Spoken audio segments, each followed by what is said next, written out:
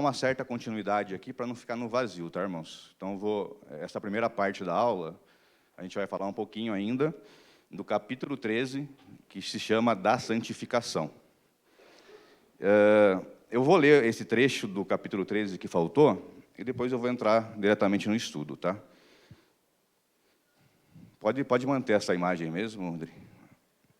Nessa guerra, embora prevaleçam por algum tempo as corrupções que ficam, contudo, pelo contínuo socorro da eficácia do santificador Espírito de Cristo, a parte regenerada do homem novo vence. E assim, os santos crescem em graça, aperfeiçoamento e santidade no temor de Deus. Então, nós vimos na aula passada, irmãos, que existe um complexo de obras que Deus realiza nesse processo de santificação. Santificação, regeneração, justificação, glorificação. Então, é um complexo de obras que Deus realiza no ser humano, que a gente chamou de ordem da salvação. Tem uma imagem aí, Dri, que é Isso. Eu esqueci o meu laser hoje. Então, existe um complexo de obra que Deus realiza na vida do ser humano, na vida do crente, especificamente na vida do eleito. Então, nós vimos que existe a questão da regeneração, que é uma nova vida que Deus dá para o crente, para o eleito. Isso só vai acontecer na vida do eleito, tá, irmãos? Isso é muito discutido, mas, assim, esse complexo de obras é só na vida do eleito. Somente um eleito ele é regenerado.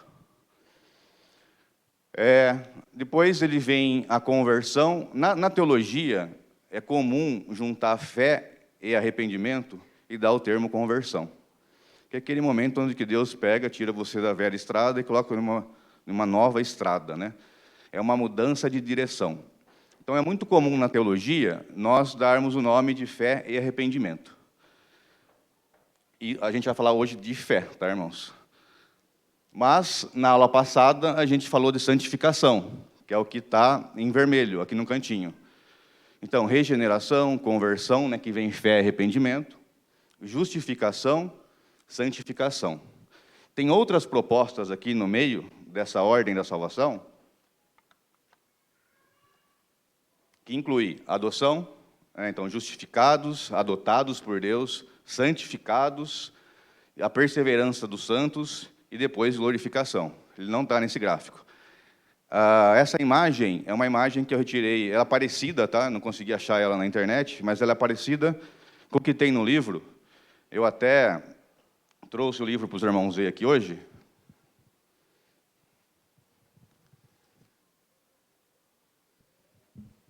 Essa capa aqui, irmãos, então esse livro é do Anthony Huckman.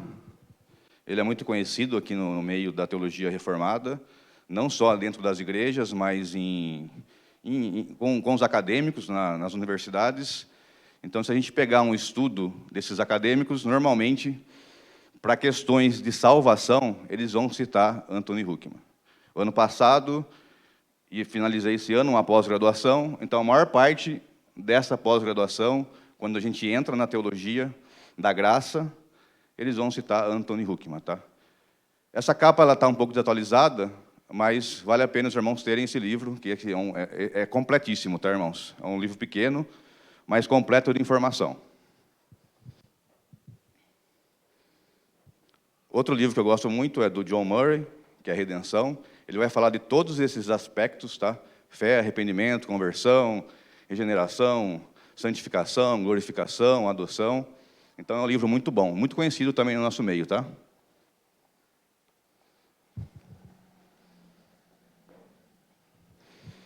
Então, existem algumas diferenças de teólogo para teólogo. Então, essa imagem que está representada no telão é uma parte do que Deus realiza na gente, tá? No ser humano, no eleito. Então, nós estávamos na aula passada falando sobre santificação, que é uma novidade de vida.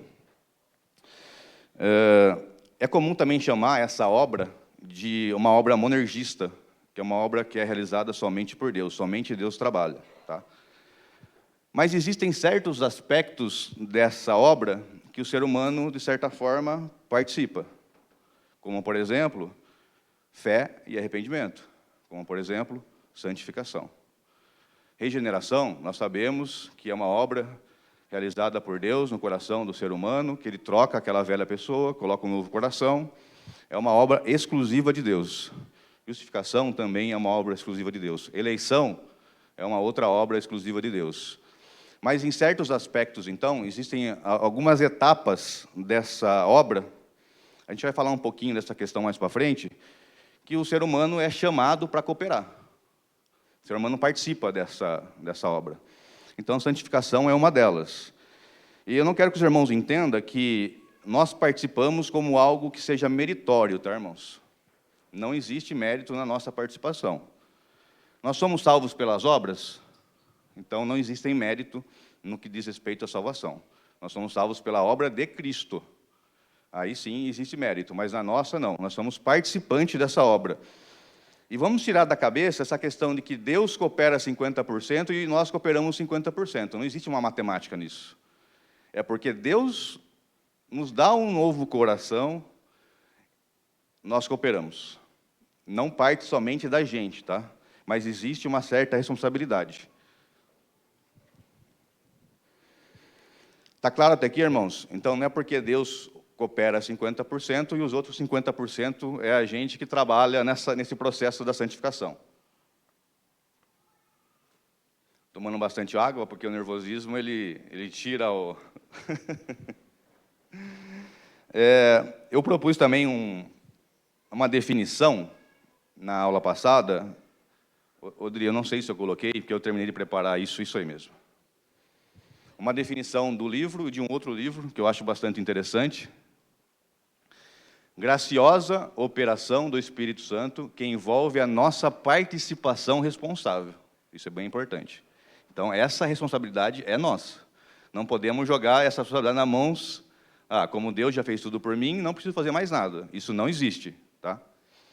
Então, que envolve a nossa participação responsável, pela qual Ele nos livra da poluição do pecado. Existem ainda na nossa vida esses resquícios do pecado, que a gente vai trabalhar esse processo na santificação. Renova a nossa natureza inteira, conforme está na confissão, nossa natureza inteira, segundo a imagem de Deus. Esse é o padrão, tá, irmãos? O padrão é a imagem de Deus. Esse processo de santificação, nós não vamos ser semelhante a um nosso irmão. Nós temos que ser semelhante a Deus. É esse que é o nosso padrão.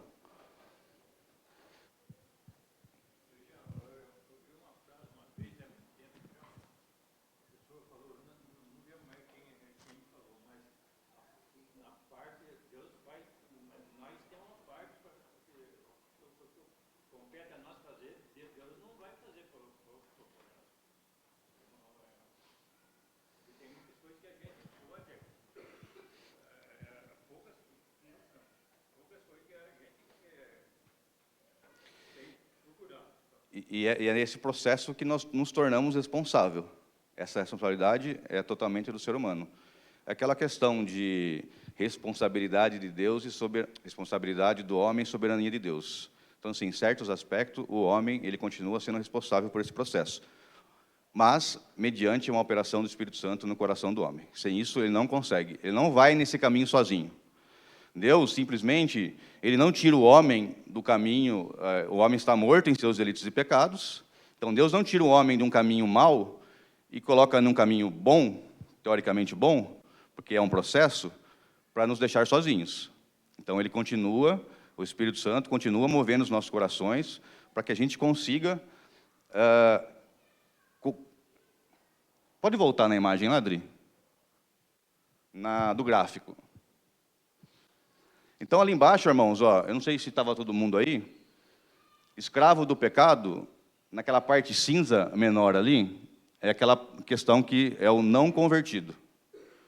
Então, até aquele momento da linha, naquela faixa cinza, é uma pessoa não convertida. Aquela escadinha é o momento da conversão. Então, naquele momento, Deus nos chama para participar de uma maneira responsável, mediante a graciosa operação do Espírito Santo nos nossos corações. Eu falei que a escadinha ali está muito bem representada, e essa imagem eu tirei de uma teologia sistemática, ela está muito bem representada, porque ela tem uns picos ali, né? Ela tem umas curvinhas ali, né? E é necessariamente, não necessariamente, né? Mas é o que acontece na vida do ser humano. Ele não é uma linha que sai da conversão e vai até a morte sem nenhum deslize, porque o pecado, os resquícios do pecado ainda moram dentro da gente. Infelizmente isso acontece, tá? Então, aquelas escadinhas ali é a vida de santificação do homem, após a regeneração. Não é fácil, ninguém está falando que é fácil, mas é um processo. Até chegar à morte. Então, aquela faixa cinza lá em cima, aí é o momento da morte, glorificação, ou a volta de Cristo, né, onde nós seremos glorificados. Mas, a princípio, então, essa faixa branca é o nosso processo de santificação. Ela é uma escadinha, um degrauzinho. Ela vai acontecendo conforme a gente vai se santificando. Eu falei também que essa santificação, em um certo sentido, ela é também definitiva. Ela não é só um processo. Ela pode ser falada como definitiva. Por quê? Porque quando Cristo morre por nós, e a nossa fé nos conecta com Cristo, nós somos justificados. Essa justificação, o pastor falou numa outra aula. Nós somos declarados justos, é um ato de tribunal. Deus olha para nós e, pelos méritos de Cristo, Ele nos declara justo. Nós não nos tornamos justos, tá? Nós somos declarados como justos. Então, de certa forma, nós podemos dizer que também somos declarados como santos. Porque se somos justos, também somos santos pelo mérito de Cristo. É uma declaração, tá? Nós não nos tornamos, é uma declaração. Então, dessa forma, nós podemos dizer que a santificação, ela pode ser chamada também de definitiva. Então, são dois aspectos, irmãos. Santificação definitiva, que de uma certa forma, pelos méritos de Cristo, Deus nos declara justos, Deus nos declara santos. E da outra forma, é esse processo aonde ocorre na vida do cristão, é um processo no caminho. Até fizeram uma pergunta para mim depois da aula, eu vou deixar para dar essa resposta na próxima, que vai ser sobre arrependimento. Mas perguntaram assim, e o ladrão da cruz?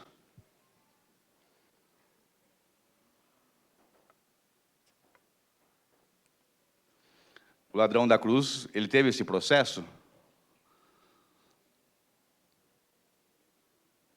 Depois a gente vai ver isso na aula de arrependimento, tá, irmãos? Mas existem algumas coisinhas lá que é difícil de você, se você ler, você passa batido. Mas existem alguns aspectos que você vai perceber que existe uma mudança em um dos. E eu vou usar esse capítulo para a gente falar um pouco do arrependimento. Tá? Então, assim, existiu um pequeno processo, mas existiu.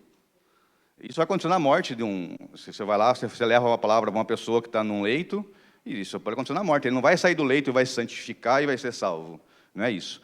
Por isso que os méritos são de Cristo, não nossos.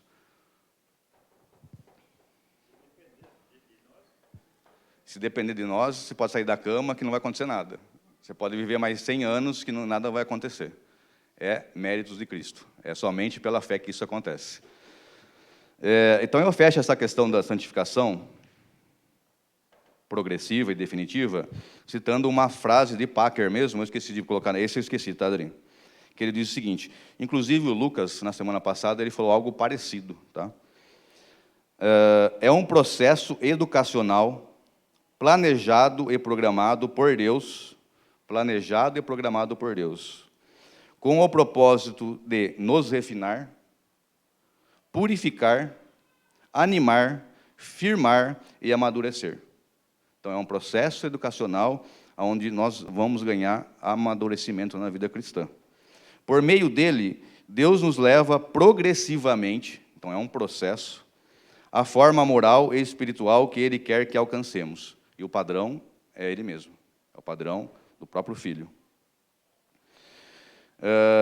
Imagine o seguinte, irmãos. Eu falei de santificação definitiva e falei de santificação progressiva. Imagina que naquela linha de cima, lá perto da morte, aquele ali é o nosso status. Então, como somos declarados justos, nós recebemos esse status de santos. Então, ele é só um status, não nos tornamos. Mas qual é a nossa condição? a nossa condição ainda é de pecador. Então, nós temos que harmonizar essa condição que nós estamos hoje com o status que Deus, olhando por Cristo, nos dá. Então, nós temos que harmonizar o status com a nossa condição. Tem uma frase bem conhecida de Lutero, que é simultaneamente justos e pecadores. Então, ao mesmo tempo que nós somos declarados como justos, nós continuamos sendo pecadores. Nós temos que harmonizar. Sair desse padrão de pecador até o status de santo. Então, é esse processo que é chamado de processo de santificação. Está claro aqui, irmãos? Então, nós temos um status que é santo, mas nós temos ainda uma condição que é pecador. Precisamos harmonizar essas condições, até que chegamos numa condição de santos. Nós falamos também de destruir o pecado que habita na gente. Isso é uma responsabilidade nossa. Né? Você já se sentiu travando aquela guerra espiritual, o que você foi chamado para ser e o que você é? Existe essa batalha, que nós comentamos muito lá naquela questão de Gálatas 5. Tem que existir essa batalha, tá, irmãos? É uma batalha entre o convertido com os resquícios do pecado que ainda habita na gente. Então, você sente que existe essa guerra, essa batalha espiritual, é o que Paulo fala em Gálatas 5? É uma luta, realmente é uma luta. E nós temos um inimigo nessa luta, que é o pecado. Então, nós temos que trabalhar, temos que pedir a Deus sempre, é claro, né? Sem a ação do Espírito Santo, nós não conseguimos. E finalizo citando a frase de John Owen, que eu também citei na aula passada. Não importa quanto tempo você é cristão. Se você deixar o pecado crescer, ele vai te dominar. Se você não está matando o pecado está matando você. Não existe neutralidade na vida cristã. Não é uma zona de conforto. É uma zona, é uma batalha, é uma guerra. Então nós temos que matar esse eu antigo todos os dias. Agora sim, irmãos. Alguma dúvida na santificação?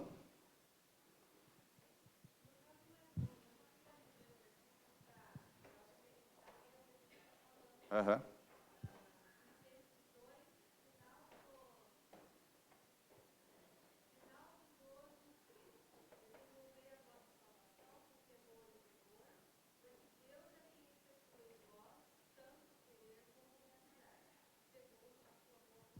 Você consegue pôr esse versículo? Se você reparar esse versículo, ele praticamente dá as duas condições, né? Ah, não consegue? Não, pode deixar então. Ele dá a condição de a gente desenvolver, ele chama a gente para isso. Mas, ao mesmo tempo, ele fala que ele prepara esse caminho. É aquela questão da soberania de Deus e a vontade do homem. Tá? Esse versículo aí, ele resume muito bem tudo que a gente falou. Ele nos chama, porque... Pode ler mais uma vez, irmã?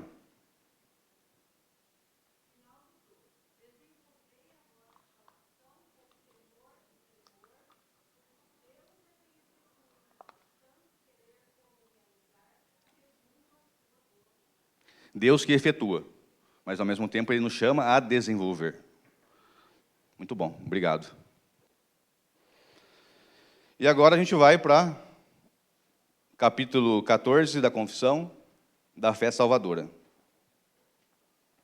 Ele está no boletim, tá, irmãos? Dessa vez eu não coloquei lá porque o pastor falou para mim que ia colocar esse capítulo no boletim. Deixa eu só abrir uma nota aqui, um parênteses. O pastor chamou a gente para ajudar nesse processo enquanto ele está dando aula lá fora, tá, irmãos? Vocês não vão ficar sem o pastor, pode ficar tranquilo.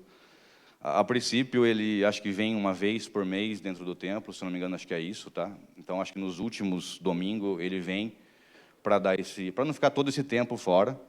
E também vai ter o César, que ele vai dar esse suporte para a gente aí. Então, nas próximas aulas, acho que as duas próximas, não me lembro, quem vai trazendo esse estudo vai ser, acho que o César ou o pastor, tá? Um dos dois. E, a princípio, eu vou dar continuidade na confissão, e acho que os assuntos que o César e o pastor trouxerem, acho que vai ser um pouquinho diferente da confissão daí, tá? Eu gostaria que o pastor tivesse dado continuidade, porque o pastor ele é muito mais claro aqui, acho que ele é muito mais didático, né? Então, a gente aprende muito bem com o pastor. Depois, quando ele acabar, daí sim ele volta na confissão, tá? Então, eu dei aula passada, vou dar essa aula. Nas próximas, eu acho que as 2 próximas não sou eu. Quando eu voltar, aí eu dou continuidade na confissão. Então, não fiquem tristes, o pastor estará aí em breve. Eu vou ler para os irmãos aqui, tá? Capítulo 14 da confissão, a primeira parte. Eu vou ler ele todo, tá, irmãos? A graça da fé... Não, eu vou fazer diferente. Eu vou pedir ajuda para 3 irmãos. Um lê a primeira parte, o pastor não colocou a terceira aqui. Então, são 2 irmãos. Um lê a primeira parte e outro lê a segunda. Quem se habilita? Ou vai ter que ser eu? Os irmãos estão com vergonha hoje? Pode.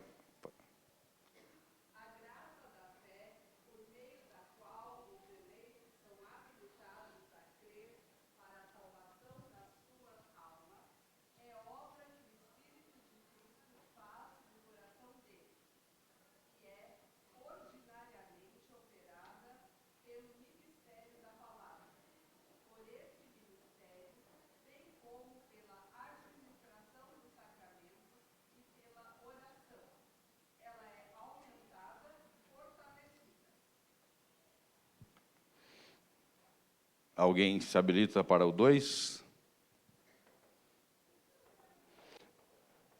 Eu vou ler, irmãos. Por essa fé, o cristão, segundo a autoridade do mesmo Deus que fala em sua palavra, crê ser verdade tudo quanto nela é revelado, e age de conformidade com aquilo que cada passagem contém em particular, prestando obediência aos mandamentos, tremendo às ameaças e abraçando promessas de Deus para esta vida e para a vida futura. Porém, os principais atos de fé salvadora são aceitar e receber Cristo e afirmar-se só nele para a justificação, santificação e vida eterna. Isso em virtude do pacto da graça. É muito bem resumido o que a confissão faz referente à nossa fé. Aqui, irmãos, ele está querendo falar sobre a fé salvífica. Odri, você pode voltar naquele slide onde tem o processo? Vai um antes só, Lidri. Esse está um pouco mais completo, tá, irmãos? Então, ó, somos chamados, regenerados. Então, agora, a partir da regeneração, é um processo que a gente acaba participando, que é fé e arrependimento. É Deus que tem fé? Ou somos nós? Somos nós. Então, é onde ele chama. É Deus que tem que se arrepender? Então, somos nós. Então, é um processo onde nós participamos, fé e arrependimento. E na próxima imagem, André, é onde que normalmente os teólogos eles unem fé e arrependimento e dão o nome de conversão. Isso vai ser muito comum na teologia, tá, irmãos? Principalmente quando os irmãos olharem uma teologia sistemática, conversão, dentro desse pacote de conversão, se é assim que nós podemos chamar, existe fé e arrependimento. Deus nos chama para isso. Então, nós entendemos lá que a conversão, ela vem antes da regeneração, vem depois. Mesma coisa da fé. A fé vem antes ou depois da justificação? Então, ela precede a justificação. Porque ele é o elemento, ele é a ferramenta que Deus usa para nos justificar, por meio da fé. Então, ela precede. Perseverança precede, santificação precede justificação, justificação, conversão, conversão, regeneração. Tá? Então, o processo contrário também ele existe. Então, para haver fé, eu preciso ser regenerado primeiro. Senão, não existe, tá, irmãos? Não existe fé onde não houve regeneração. Resumindo, só vai existir fé no coração do ser humano se ele for regenerado. E a gente sabe que isso vem de Deus. A fé vem de Deus. Falamos muito disso da santificação, né? E agora da fé também. Isso nós podemos ver lá em Efésios 2:8, que diz assim. Efésios 2:8. Vou esperar os irmãos abrirem a Bíblia. Efésios 2:8. É um versículo curto, tá, irmãos?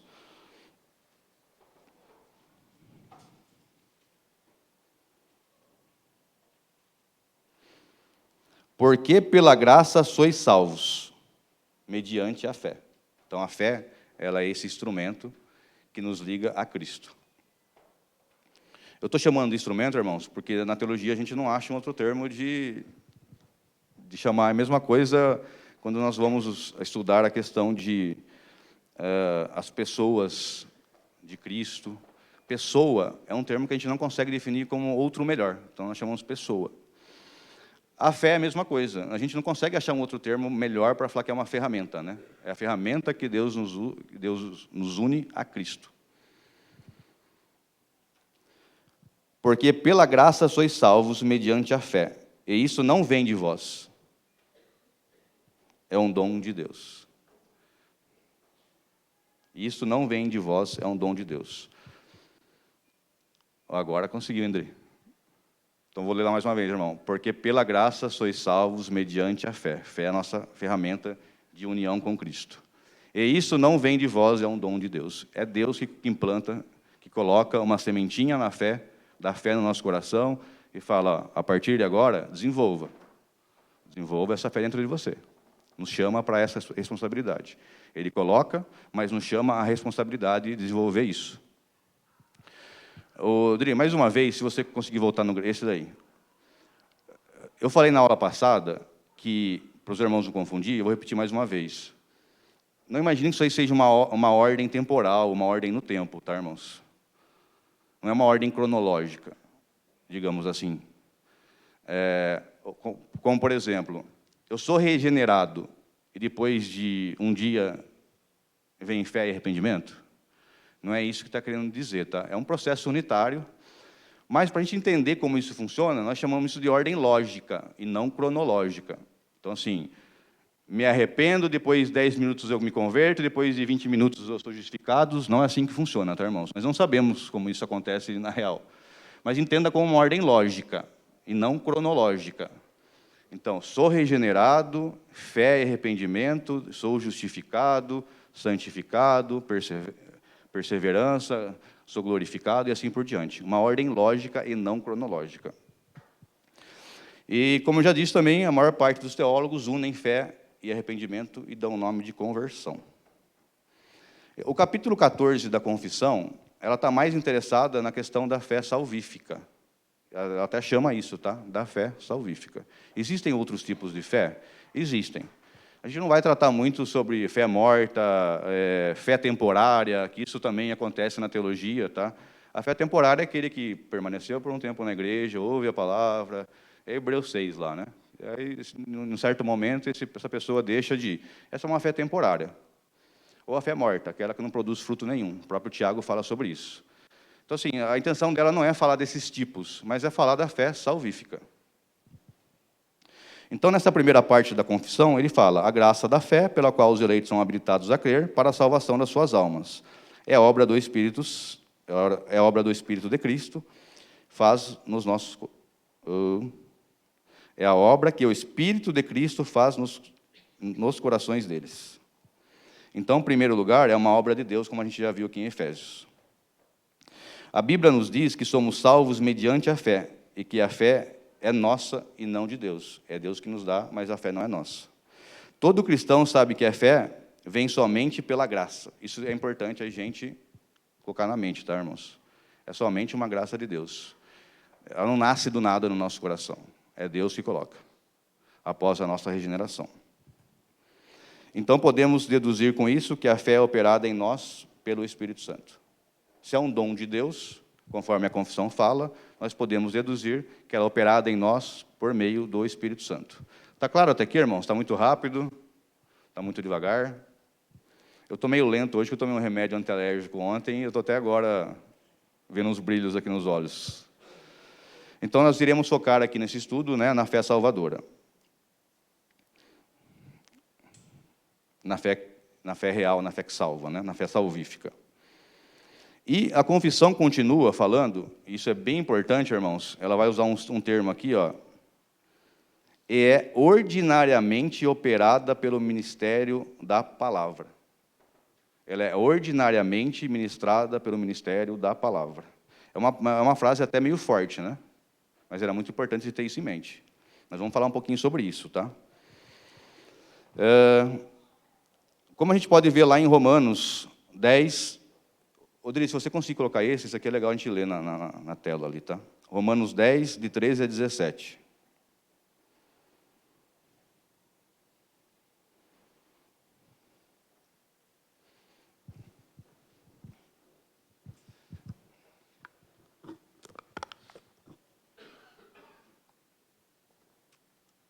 Então, lembra que a confissão está falando que ela é ordinariamente por meio do ministério da palavra. Ele está querendo dizer que é por meio da pregação. Olha o que Paulo fala lá. Ó. Porque todo aquele que invocar o nome do Senhor será salvo. Agora vai entrar uma sessão de 4 comos aí. É uma pergunta que Paulo vai falar. Como, porém, invocarão aquele a quem não creram? E como crerão naquele de quem nada ouviram? E como ouvirão se não há quem pregue? Como? E outro como?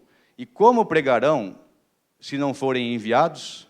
Como está escrito: quão formosos são os pés dos que anunciam coisas boas. Acho que até o 17 eu tinha falado, né? Mas nem todos obedeceram ao evangelho. Pois Isaías diz: Senhor, quem acreditou na nossa pregação? E o último. E assim a fé, todo mundo junto, irmãos? Ó. E assim a fé vem, e a pregação pela palavra de Cristo. Todos praticamente capítulos que falam sobre a graça, ele vai falar da palavra. A palavra é o meio ordinário que Deus quis para que essa fé fosse colocada no nosso coração. Então, irmãos, aqui, ó, uma nota. Não adianta fazer malabarismo, não adianta colocar luz preta, luzes piscando, luta de MMA dentro da igreja. Não é isso que vai salvar. Só existe um meio para que essa fé seja plantada nos nossos corações. É mediante a palavra.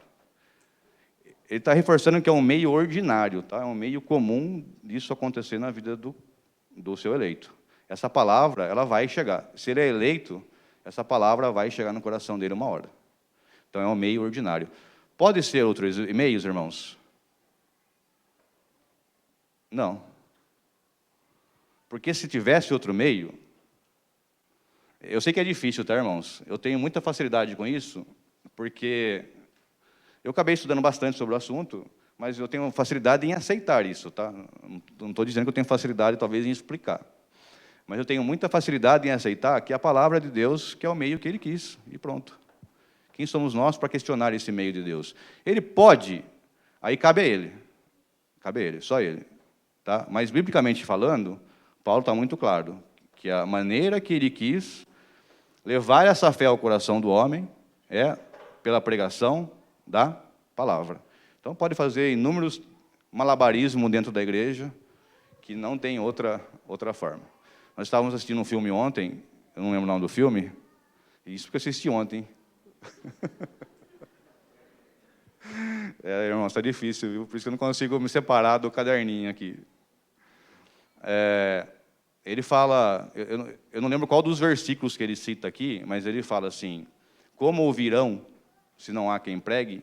Ele fala isso no filme. É um filme novo que saiu na Prime. Você lembra o nome? Não sou só eu não, tá vendo? Como ouvirão se não há quem pregue? Quando a Isabela estava assistindo comigo, ela falou: nossa, pai, que frase linda. Eu falei: filha, essa frase é de Paulo, está na Bíblia. E o pai, por incrível que pareça, vai dar aula sobre esse assunto amanhã. Como ouvirão se não há quem pregue? Então, essa é a maneira que Deus escolheu, irmãos, para nos salvar. Não somos nós que vamos questionar. Se Ele quiser salvar alguém de uma outra forma miraculosa, aí cabe a Ele tomar essa decisão, não nós. Eu sei que vem na cabeça dos irmãos inúmeras coisas aí, tá? Aqui é excluído, o pastor falou isso lá no comecinho, aquelas pessoas que não conseguem, né, ter um problema, que não conseguem entender isso, tá, irmãos? Os índios, por exemplo, eles podem ou não ser salvos sem a palavra? Aquele índio que está isolado lá no meio do mato, ele vai ser salvo ou não?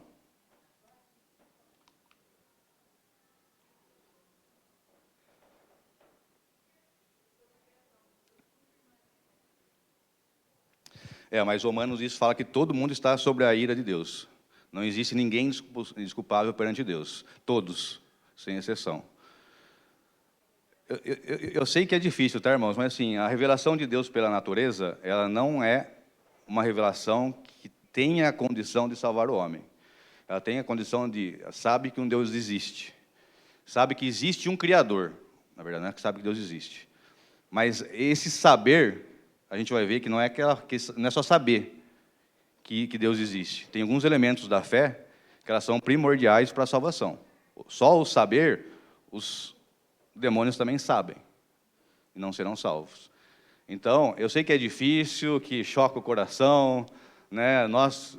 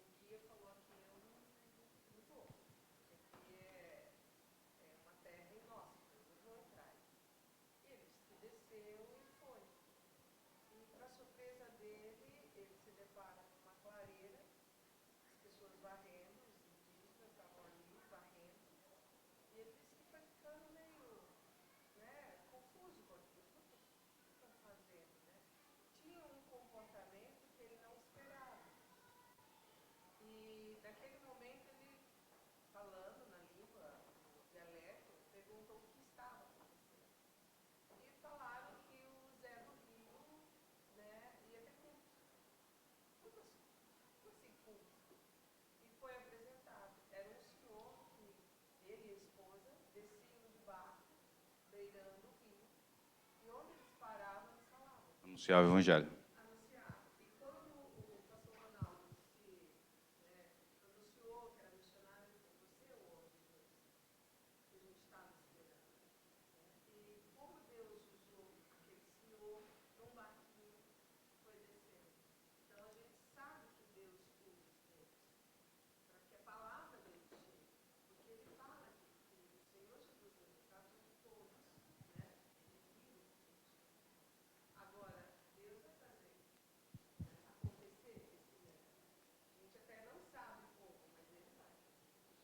Eu creio nisso, que assim, ó, não é bem o assunto dessa aula aqui, tá, irmãos? Mas imagina o seguinte, eu sei que ele é muito discutido, é muito polêmico, então teria que, de repente, ler lá Romanos 1, essa questão que fala que ninguém é desculpável perante Deus, que a ira de Deus está sobre todos. A gente separa isso na teologia de teologia natural, né, que é as coisas que o homem vê e consegue entender que existe um Criador, e a palavra. É o meio que Deus estabeleceu para que essa fé fosse plantada no coração do homem. É um estudo assim que talvez uns 2 dias só para falar sobre isso. Mas só para fechar esse assunto, imagina o seguinte, se a gente não levar essa... Por isso tem que dar muito valor para missionário, tá, irmãos? Porque é eles que vão até esses cantos levar a palavra de Deus. Mas você imagina o seguinte, ó, se não é a palavra, se existe outro meio, então é melhor que a gente não leve a palavra. Porque eu vou lá no meio dos índios e vou pregar a palavra. 2 se converte e o restante não aceita essa palavra. Eu estou condenando 98% dos que eu levei a palavra. Então não pode ser assim. A palavra é o meio que Deus escolheu para que os seus eleitos fossem chamados. Então, se não for a palavra, é melhor que a gente não pregue. Aqui Paulo está falando o contrário. Ele está instruindo a gente a levar essa pregação. De novo, sei que é polêmico, eu sei que toca o nosso coração. Às vezes a gente pensa que, mas será que não é injusto? Não, não é, porque todos estão debaixo da ira de Deus. Todos. Até que ele venha e escolha seus eleitos. Que regenere o coração dos seus eleitos. A gente pode discutir isso em uma aula especificamente falando sobre essa questão aí da teologia.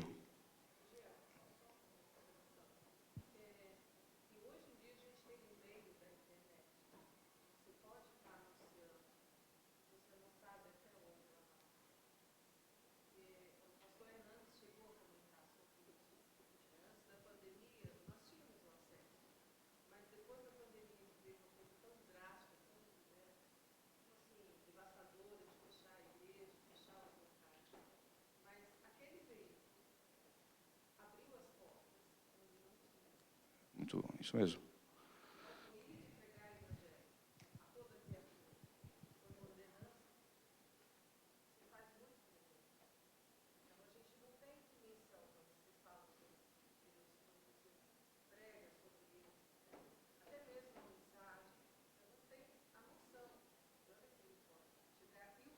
A forma com que ela chega, a gente não sabe como ela vai chegar até a gente. É exatamente isso.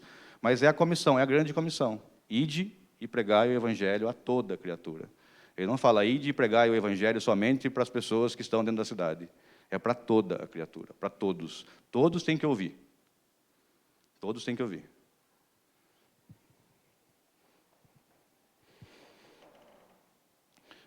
Falando do missionário, eu peguei um trecho do livro aqui que fala o seguinte, uma definição da fé para ele aqui, no meio de uma tribo lá, tá? Um missionário assentado em frente à sua escrivaninha procurava desesperadamente por uma palavra. Ele estava traduzindo o Evangelho de João para a língua de uma tribo africana, com o qual trabalhava, mas não conhecia a palavra deles para a fé.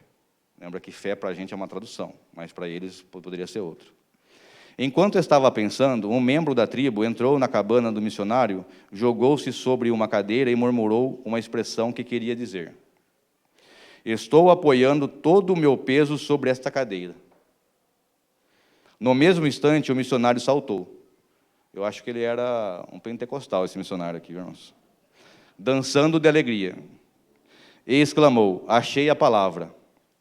Fé é apoiar todo o nosso peso em Cristo. Muito mais sobre fé pode ser dito. Então, fé é apoiar todo o nosso peso em Cristo. A gente vai entrar em Hebreus lá, que é a definição, acho que mais clara de fé, tá, irmãos? Isso aqui é só uma ilustração, né? Que ao traduzir essa palavra, ele não estava... Não sei se é verdade, mas está num livro, tá? Ele estava tentando traduzir essa palavra, não achava um conceito, uma terminologia. Então, daí, opa, eu peguei um termo aqui agora. É apoiar todo o nosso peso em Cristo.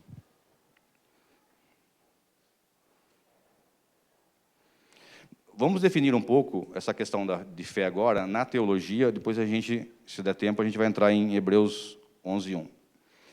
Odri, agora eu coloquei no final do slide aí.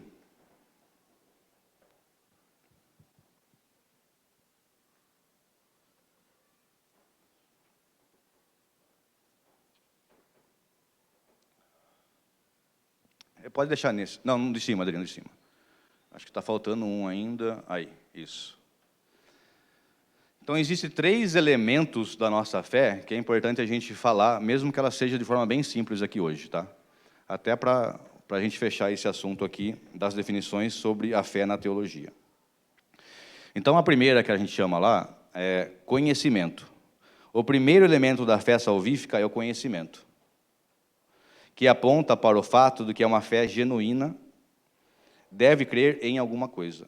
Ela aponta para o fato de que uma fé genuína deve crer em alguma coisa. Esse é um primeiro elemento. Em outras palavras, ela deve ser de conteúdo intelectual. Ela não pode ser vazia ou cega. Não é aquele salto no escuro que a gente dá e fala que aquilo é fé. Não é um pensamento positivo. Tá? Ela tem que crer em alguma coisa. Nós vemos isso em passagens na Bíblia, tais como Romanos 10:9, que afirmamos que se creres que Deus ressuscitou, que Jesus ressuscitou, dentre os mortos será salvo. Em João 20:31 diz, estes sinais foram registrados para que creais que Jesus é o Cristo, o Filho de Deus, e para que crendo tenhais vida em seu nome. Então, esse primeiro elemento, irmãos, ele nos diz que a fé significa crer em certas afirmações, nos exemplos citados acima, são exemplos claros, né? Como, por exemplo, que Deus ressuscitou entre os mortos, que Jesus é o Filho de Deus. Então, não é uma fé vazia, é uma fé que eu creio em alguma coisa, é uma fé intelectual. Então, esse é um primeiro elemento. Só ela salva.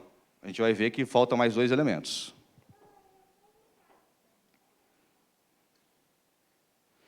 O segundo elemento, lembrando isso aqui é tudo termo teológico, tá, irmãos? Consentimento, conhecimento, confiança, tá? É tudo termo teológico tirado lá de Hebreus 11:1, O segundo elemento, então, é o consentimento, ou seja, a fé não é só saber o que a revelação de Deus diz, é também crer que ela é verdadeira. Então, assim, eu posso ler a Bíblia, saber que está escrito isso na Bíblia, mas eu tenho que crer que ela é uma verdade. Eu tenho que crer que ela é verdadeira. Nós vemos esses elementos de fé retratados em passagens bíblicas como, uma passagem muito conhecida aqui, tá, irmãos? João 3, 2. João 3, 2. Seria interessante um dia a gente ler com mais tempo, né? Mas eu só vou ler o versículo 2. Este, de noite, foi ter com Jesus. Os irmãos já sabem quem eu estou falando aqui, né? E disse-lhe, Rabi, sabemos que é mestre vindo da parte de Deus, porque ninguém pode fazer esses sinais que tu fazes, senão estiver com ele. Ele estava vendo, quem que é essa pessoa aqui, irmãos?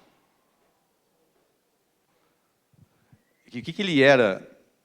O que Nicodemos era? Um mestre da lei. Então ele sabia que estava escrito isso na palavra de Deus. Mas ele cria que Cristo era o Filho de Deus? Ele creu nisso?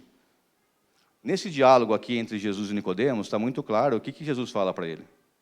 Parece que se a gente fosse nos dias de hoje, ia aparecer aquele corte rápido, né, aquela faca da Tramontina que aparece, né?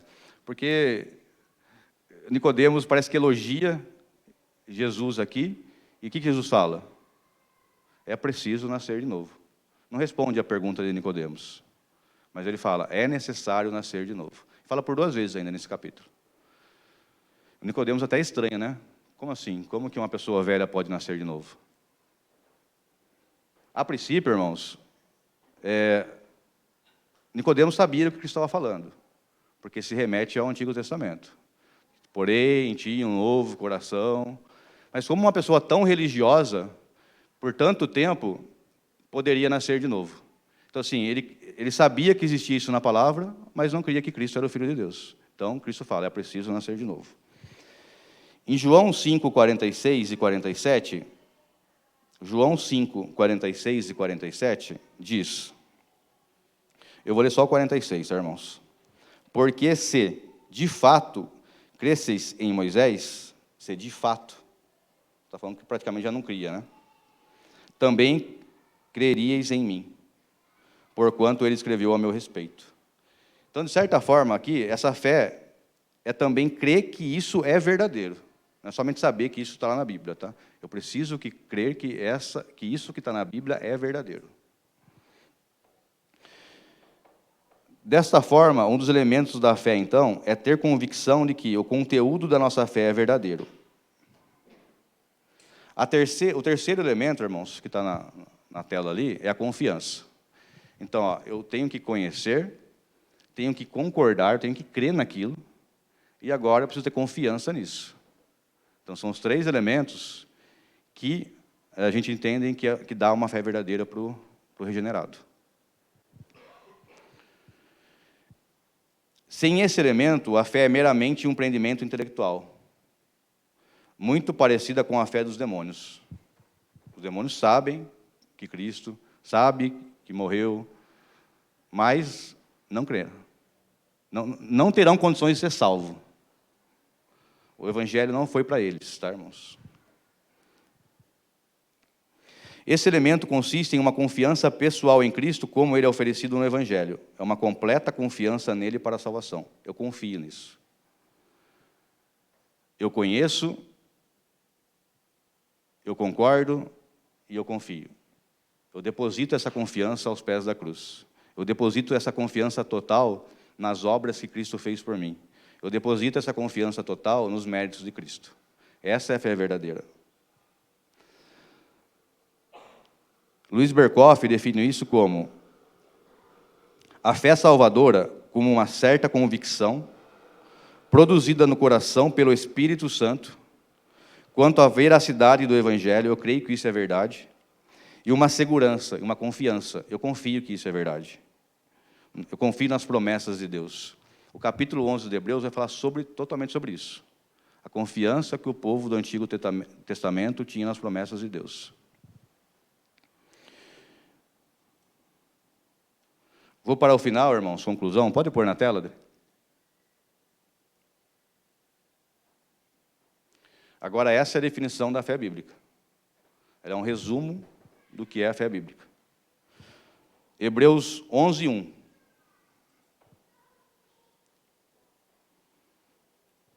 Hebreus 11:1. Ora, a fé é a certeza, eu tenho certeza disso, de coisas que se esperam, a convicção de fatos que não se veem. Agora aqui, irmãos, eu trouxe um texto para a gente fechar a questão da fé, para ninguém ter mais dúvida. Ele está muito claro, muito objetivo no que é essa fé. Ora, o que é essa certeza de coisas que se esperam? Como que eu posso crer em algo que eu não vejo? E a gente fecha esse estudo, pelo menos essa parte, vai ficar uma partezinha para o final, para quando eu voltar. A fé, é isso mesmo, vou ler por lá. Ó. A fé é a certeza que não enxergamos. Eu não consigo ver isso. Isso deve estar claro, não é a certeza do desconhecido, mas do invisível. Essas coisas invisíveis estão em duas categorias. Vou citar a fonte no final lá, tá, irmãos? Primeiramente, algumas são invisíveis porque não aconteceram. Que coisas, por exemplo, que a gente sabe que não aconteceu ainda, irmãos? A segunda vinda de Cristo é um fato que ainda não ocorreu. Nós acreditamos nisso? Então, algumas são invisíveis porque ainda não aconteceram, ou porque não as alcançamos, não chegamos lá ainda. Por exemplo, a palavra de Deus promete a mim e a todo crente que, no momento em que morremos, gozaremos imediatamente e plenamente da companhia de Cristo. Vocês creem nisso, irmãos? Promete-me um corpo ressurreto, como o corpo glorioso de Cristo. Promete-me a absolvição total do juízo final, um lar no céu e completo prazer com Deus, por toda a eternidade. Tenho certeza que receberei todas essas bênçãos, pois Deus as prometeu. Aí ele cita ali o trecho que a gente leu. A fé é a certeza daquilo que esperamos. NVI, Carlos. A próxima, Adri. Em segundo lugar, algumas coisas não são vistas porque não podem ser vistas. Deus pode ser visto? Nós acreditamos que Ele existe? Então, esse é o segundo elemento que ele chama. Isso é uma verdade suprema com relação a Deus, a quem não podemos ver, mas também é verdadeiramente quanto ao mundo espiritual. Tem outras coisas no mundo espiritual que a gente não vê. Demônios, anjos, nossa alma, nosso espírito, a gente vê isso. Mas nós cremos que isso existe? Como todo crente, aqui para mim fecha com chave de ouro, irmãos. Como todo crente, tenho certeza de que Deus existe e que Deus que existe é o Deus da Bíblia. A minha confiança se baseia naquilo que Deus revelou em sua palavra. E tendo certeza da realidade de tais coisas, as levo em conta nos meus pensamentos, palavras e ações. A fé é a prova das coisas que não vemos. Então, existem elementos da nossa fé que a gente não vê. Deus, espíritos, mesmo assim, nós cremos. Então, volta só no slide anterior, mais uma vez. Então, o primeiro elemento que ele chama ali é coisas que ainda não aconteceram. E o segundo elemento são as coisas que não podem ser vistas. Esse mundo espiritual que não pode ser visto. Mas mesmo assim, nós cremos. Então, nós vimos, irmãos, que tudo isso, toda essa confiança é através da nossa fé. A fé é o elemento que nos conecta com Deus. Eu citei uma frase num culto de oração aqui, sobre oração, que oração é a chave que abre o coração de Deus, de Dom Bunyan. Eu gostei muito dessa frase e espero não esquecer mais. E a fé, essa eu não citei, está citando hoje, é a chave que abre o nosso acesso a Cristo. Essa é a ferramenta. É ela que nos conecta com Cristo. Então, é a chave que abre a porta da nossa salvação. É a fé. Irmãos, alguma dúvida? Alguém quer contribuir? Aproveitem.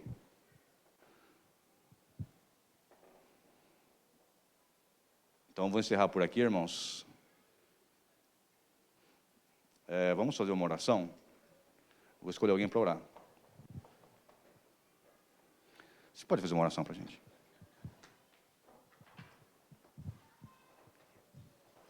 Santo Deus e eterno Pai, muito obrigada porque estamos aqui em Tua presença, Pai. Como diz na Tua palavra, alegrei-nos quando me disseram, vamos à casa do Senhor.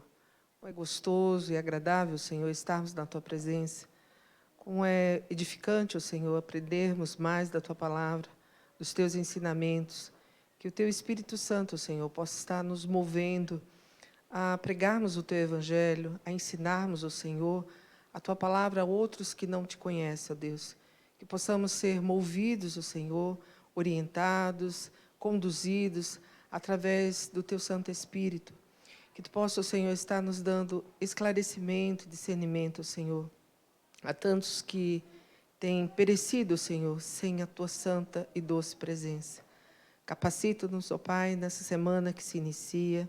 Capacita também a vida do Jean, de toda a sua família, da Tua amada igreja, Senhor. Que possamos voltar para os nossos lares com essa certeza, Senhor, que Tu podes nos usar como instrumentos em Tuas mãos para levarmos a Tua palavra. Pois é no nome do Senhor Jesus Cristo que nós oramos e desde já Te agradecemos. Amém.